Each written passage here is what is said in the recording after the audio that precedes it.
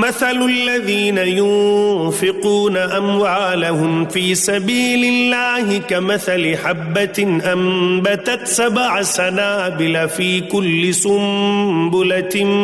100 حبة والله يضاعف لمن يشاء والله واسع عليم۔ جو لوگ اپنا مال اللہ تعالیٰ کی راہ میں خرچ کرتے ہیں اس کی مثال اس دانے جیسی ہے جس میں سے 7 بالیاں نکلیں اور ہر بالی میں 100 دانے ہوں، اور اللہ تعالیٰ جسے چاہے بڑھا چڑھا کر دے، اور اللہ تعالیٰ کشادگی والا اور علم والا ہے۔ الذين ينفقون أموالهم في سبيل الله ثم لا يتبعون ما أنفقوا منا ولا أذى لهم أجرهم عند ربهم ولا خوف عليهم ولا هم يحزنون۔ جو لوگ اپنا مال اللہ تعالیٰ کی راہ میں خرچ کرتے ہیں پھر اس کے بعد نہ تو احسان جتاتے ہیں نہ ایذا دیتے ہیں، ان کا اجر ان کے رب کے پاس ہے، ان پر نہ تو کچھ خوف ہے نہ وہ اداس ہوں گے۔ قول معروف ومغفرة خير من صدقة يتبعها أذى والله غني حليم۔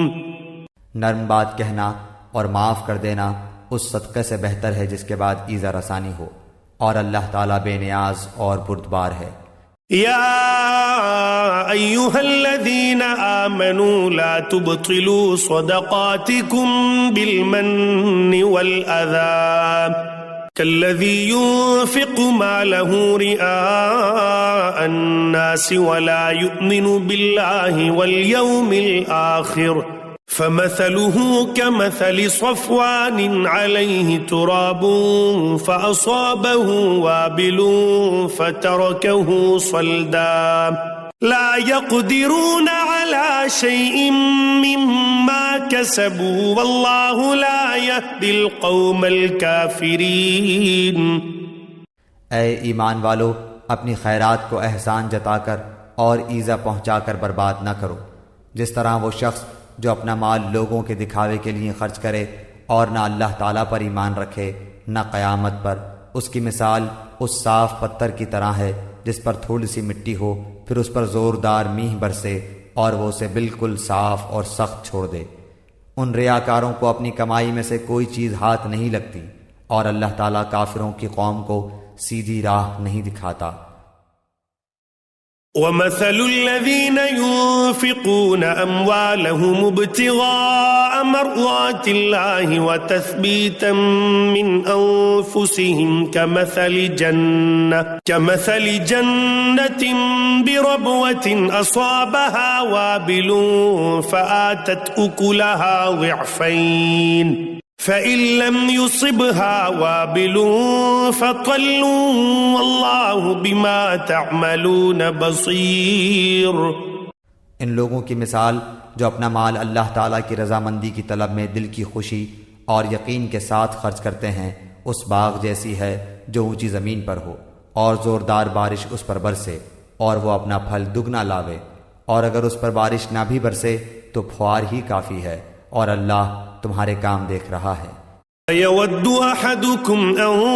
تكون له جنة من نخيل وأعناب تجري من تحتها الأنهار له فيها من كل الثمرات وأصابه الكبر وله ذرية ضعفاء فأصابها إعصار فيه نار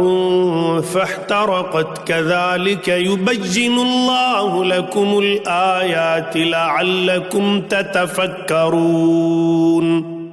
کیا تم میں سے کوئی بھی یہ چاہتا ہے کہ اس کا کھجوروں اور انگوروں کا باغ ہو جس میں نہریں بہہ رہی ہوں اور ہر قسم کے پھل موجود ہوں، اس شخص کا بڑھاپا آ گیا ہو، اس کے ننھے ننھے سے بچے بھی ہوں، اور اچانک باغ کو بگولا لگ جائے جس میں آگ بھی ہو، پس وہ باغ جل جائے؟ اسی طرح اللہ تعالیٰ تمہارے لیے آیتیں بیان کرتا ہے تاکہ تم غور و فکر کرو۔